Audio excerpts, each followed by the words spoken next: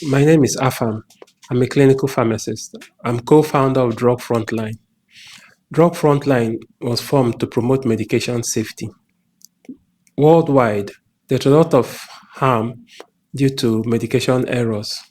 As a result of this, in 2017, the World Health Organization launched its third Global Patient Safety Challenge, which was titled Medication Without Harm. The aim was to reduce severe avoidable harm by 50% in 5 years. Most of this harm occurs in low and middle income countries as compared to high income countries. For example, 1 in 20 people who takes a medication would have a problem. 1 in 4 will have major life-threatening issues based on this. This challenge produced a number of toolkits, which I intend to introduce to you in a series of videos. The first one I'll take on is called the 5 moments of medication safety. When you're taking a medication, there are questions you should ask yourself or ask the healthcare professional, who is usually a medical doctor, a pharmacist, or a nurse. Could be a dentist, but those 3 tend to be the ones that you tend to meet.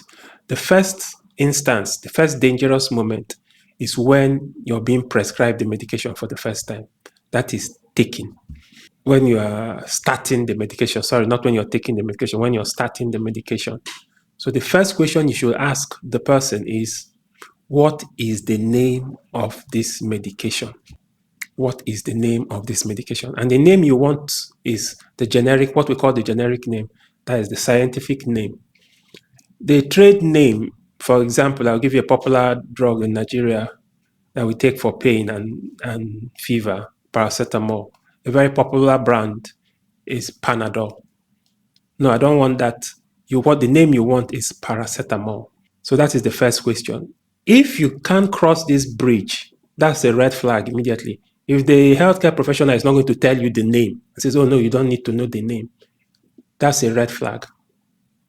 Your life is in danger and you must leave immediately. Second question is, what are the risks of taking these drugs and what are the possible side effects? You have to know. The third one is there any other way of treating this my condition? For example, with diet, with exercise, with surgery. Is there any other way?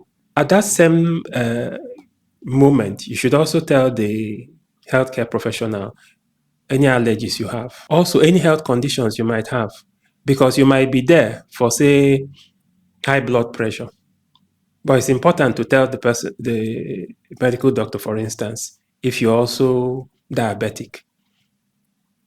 Because if you're diabetic, then your body is in a certain way. There's certain drugs you might not be able to take, and so on and so forth. Finally, you should also ask, how should I store this medication? Is it thermolybized? Should I store it in the fridge?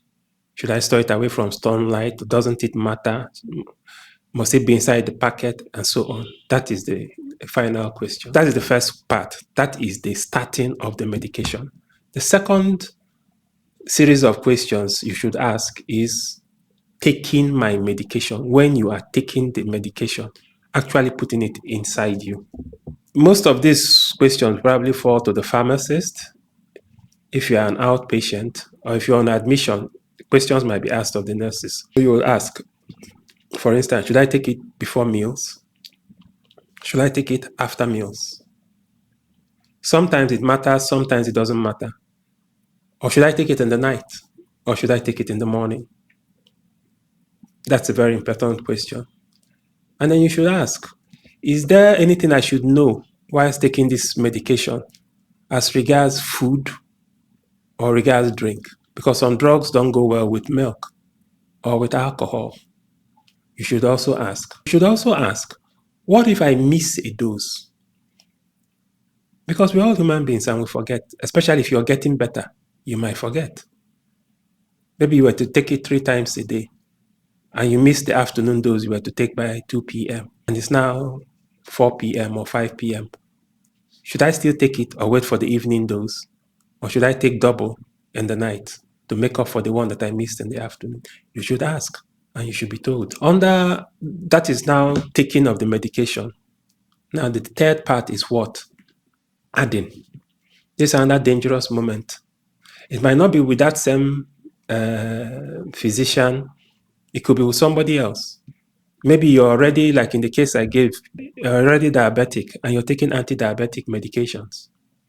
And then something happens to you and you are going for a review of your hypertensive medications, or you had a fall and they're going to give you some drugs for pain, or you had malaria and they're going to give you some anti-malaria.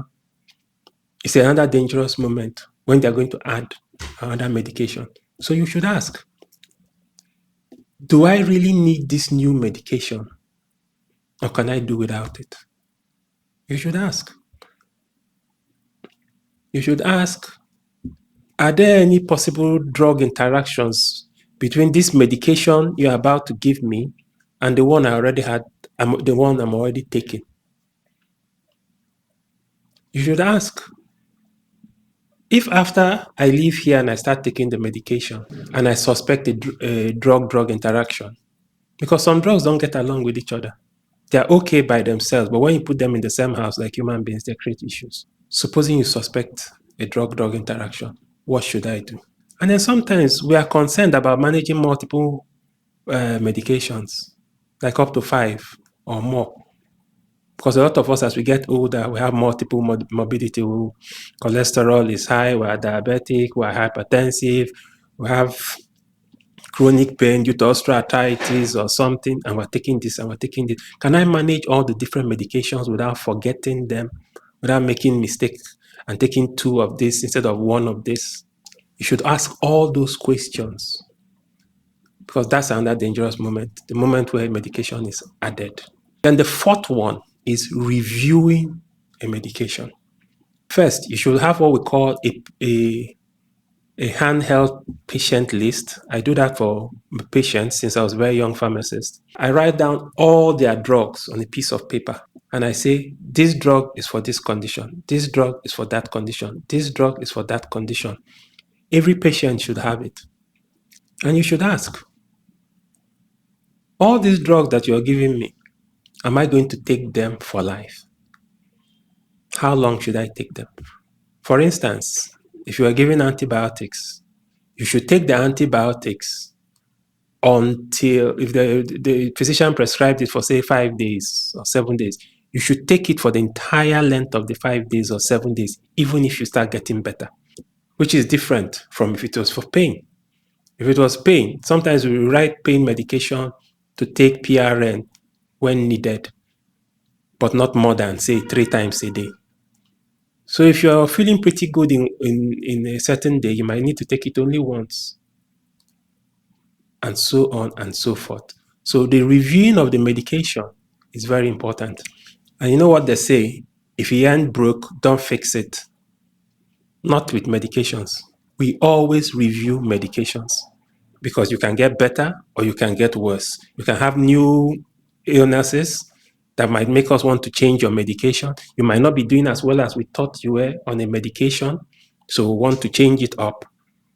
So always your medications are reviewed. New drugs might come out that you might do better on. You might get older and you might no longer handle certain drugs as well as you did before. So we'd like to review. So you should ask us, how long should I come for a review? Because some patients just keep going for refill and refill and refill. It's very dangerous, a very dangerous moment. Reviewing is a dangerous moment. So you should know about that. And then finally, the last one is stopping a medication. Because sometimes medications are stopped. Can I stop any of my medications by myself? You should ask. And some you can't. For instance, if you're taking oral steroids like prednisolone for more than, say, 3 weeks for an exacerbation of asthma or something like that, you can't stop it suddenly. If you are taking beta blockers for, say, months for a heart condition or even for high blood pressure, you can't stop it suddenly. In fact, the case of steroids is so serious that you need to wear a steroid bracelet in case you are found unconscious or something, so that the people that are handling your case will know that you've been on oral steroids. So you must ask. It's very important. And then sometimes if you feel better and you have a symptomatic a condition like high blood pressure or some liver condition that is symptomatic, and you feel better and then you stop, it will just keep getting worse and getting worse and getting worse, and you might not know. So you should ask us, when can I stop? Can I stop? Is there a way of stopping? Are we going to do this together? Because there's something called deprescribing, where we pull drugs from you when you're getting better or reduce the doses. You should also ask, what if I run out of my medications? What should I do? Especially now, drugs have been escalating across the world due to the cost of living crisis and all that. Sometimes there are problems with supply. What should I do if it happens to me? Feel free and discuss that before it happens. And then you should also ask, supposing I feel I have side effects and I decide to stop, how do I go about it? How do I stop? What do I do? You also ask, what if my drugs expire? What should I do with them? Are they safe to take? Should I dispose them on the shelves? What should I do? Or I finish my treatment and I still have leftover drugs. What do I do with the leftover drugs? You should also feel free and ask us. So those are the 5 moments of medication safety. As time goes on, I'll be introducing other toolkits that will help strengthen you to protect yourself and your loved ones. What I want you to say, one thing I want you to go with from this video is that you know more than you think. You know more than you think. It is you who has the illness in your body. It is your loved one that you're taking care of. Nobody, before you put food into your mouth, you know the name of the food. Sometimes you even know how it was cooked.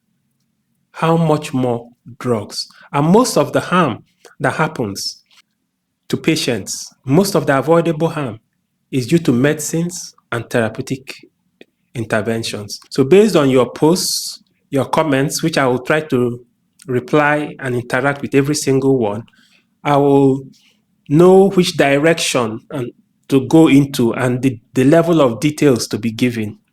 So if you like this, hit the like button and the subscribe button. Thank you.